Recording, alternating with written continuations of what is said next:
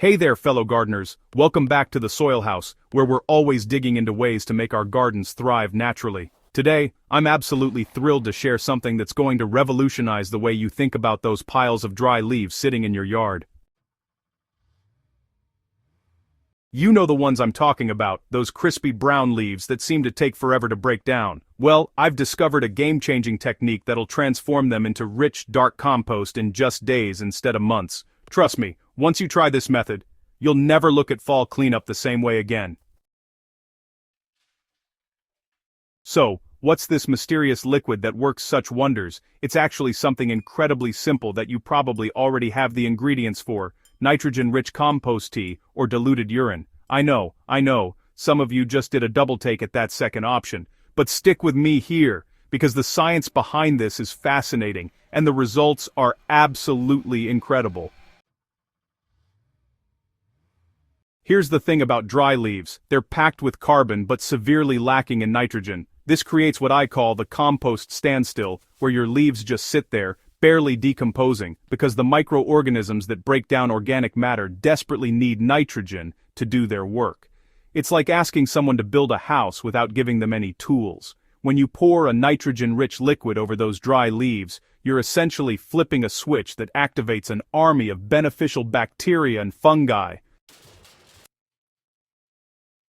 Let me get a bit nerdy for a moment, because understanding this relationship will make you a composting wizard. The ideal carbon to nitrogen ratio for rapid composting is about 30 to 1. Dry leaves can have a carbon to nitrogen ratio as high as 60 to 1 or even 80 to 1. That's way out of balance, which is why a pile of dry leaves alone might take a year or more to decompose. When you introduce concentrated nitrogen, you're bringing that ratio back into the sweet spot, where decomposition happens at lightning speed. The microorganisms multiply rapidly, generating heat as they work, and this heat further accelerates the breakdown process.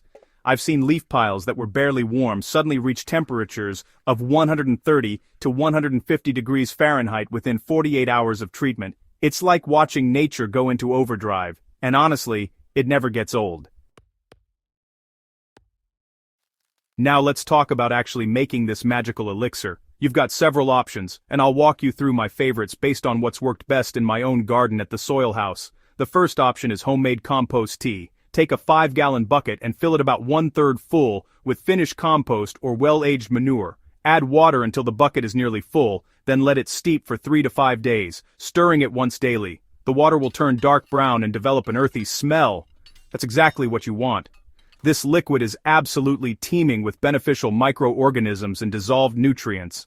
Strain out the solids through cheesecloth or an old t-shirt, and you've got yourself premium compost accelerator. The second option, and I'll be honest, my personal favorite for sheer effectiveness, is diluted urine. Before you dismiss this, consider that urine is essentially sterile when it leaves the body and contains the perfect balance of nitrogen, phosphorus, and potassium. It's like liquid gold for composting. Mix 1 part fresh urine with 10 parts water. This dilution is crucial. Straight urine is too concentrated and can actually harm the composting process by creating ammonia buildup. If you'd rather go the store-bought route, look for liquid fish emulsion or blood meal dissolved in water. Mix according to package directions, usually about 2 tablespoons of blood meal per gallon of water. These work beautifully and don't require the advanced preparation of compost tea. Here's where technique really matters. You can't just splash some liquid on top of your leaf pile and expect miracles. Well, actually, you might get miracles anyway, but following these steps will give you even better results. Start by spreading your dry leaves in a layer about 6 to 8 inches deep. If you're working with a big pile, you'll build it up in stages. Thoroughly moisten this layer with your nitrogen solution. I mean, really soak it. The leaves should be wet enough that if you squeeze a handful, a few drops of water come out, but it shouldn't be dripping excessively. Think of a wrung-out sponge. Now add another layer of leaves, same thickness, and repeat the soaking process. Keep building these alternating layers until you've used up your materials or reached a pile height of about 3 to 4 feet. Any higher and the weight compresses the bottom layers too much, restricting airflow. Here's a pro tip that makes a huge difference. Add some soil or finished compost between every few layers of leaves, just a thin sprinkling, maybe half an inch. This introduces even more microorganisms to the party and helps maintain good structure in your pile. I learned this trick from an old-timer at my local garden club, and it's been a game changer. Within 24 to 48 hours, you're going to notice some serious action. The pile will start warming up. When I say warming up, I mean hot enough that steam rises from it on a cool morning. This is the thermophilic bacteria going to work, and it's exactly what you want to see. These heat-loving microbes break down materials incredibly quickly. The pile will also start to shrink, and I mean dramatically. Don't be alarmed when your 3-foot pile becomes 18 inches tall within a week. That's all those dry leaves breaking down into dense, nutrient-rich compost. The volume reduction is honestly shocking the first time you see it.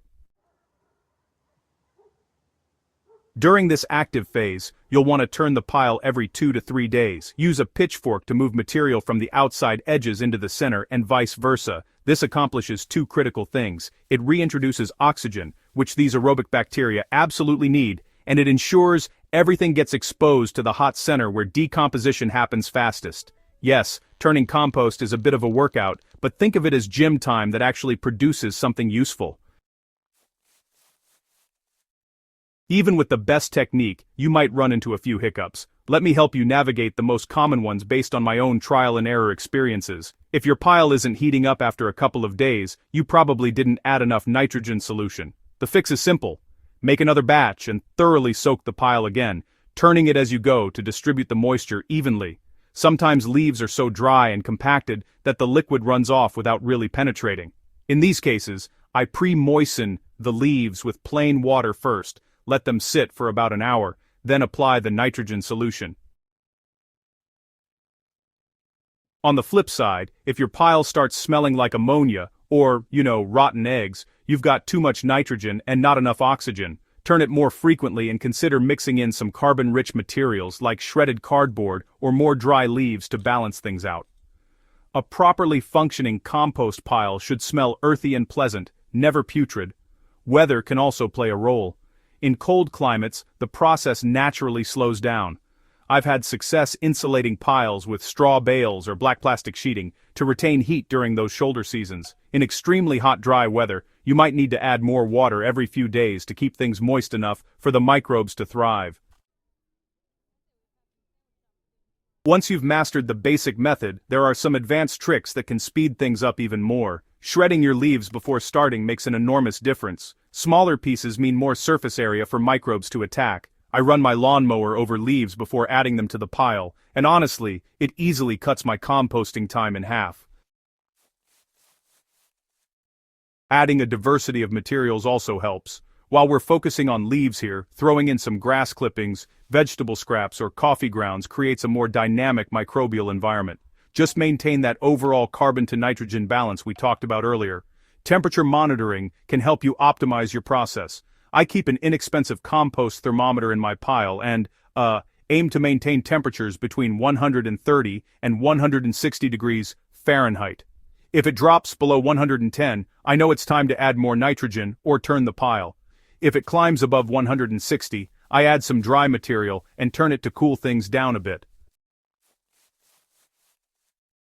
Here's how to know when your speedy compost is finished and ready for the garden. The material should be dark brown to black, crumbly, and smell like rich forest soil. You shouldn't be able to identify individual leaves anymore. Everything should be broken down into a uniform texture. This usually happens within 2 to 3 weeks using this accelerated method, compared to 6 months or more with traditional cold composting. Some people like to screen their compost through 1/4-inch hardware cloth to remove any remaining chunks, but honestly, I'm usually just too eager to get it into the garden. Those few remaining pieces will finish breaking down in the soil, and I actually consider them a bonus for soil structure. The compost you've created is absolute garden gold. It's rich in nutrients, teeming with beneficial microorganisms, and has this wonderful structure that improves both clay and sandy soils. I use it as a top dressing around plants, mix it into potting soil, and work it into new garden beds. Every application really just makes your soil better. There you have it, friends, the secret to turning dry leaves into black gold in just days instead of waiting around for months. This technique has completely transformed how I handle fall cleanup, and honestly, I genuinely get excited when I see leaves dropping now, because I know they're about to become something amazing. I'd love to hear about your experiences with this method. Drop a comment below sharing your results, any challenges you faced, or your own tips and tricks. We're all learning together here at the Soil House, and the community knowledge we build helps everyone's gardens thrive. If you found this article helpful, please subscribe to the Soil House for more practical, proven gardening wisdom that actually works in the real world. And hey, share this with your gardening friends who are drowning in leaves right now. They'll thank you when they're spreading gorgeous compost in a few weeks instead of staring at the same pile of leaves 6 months from now. Let's keep growing together, one leaf pile at a time. Happy composting!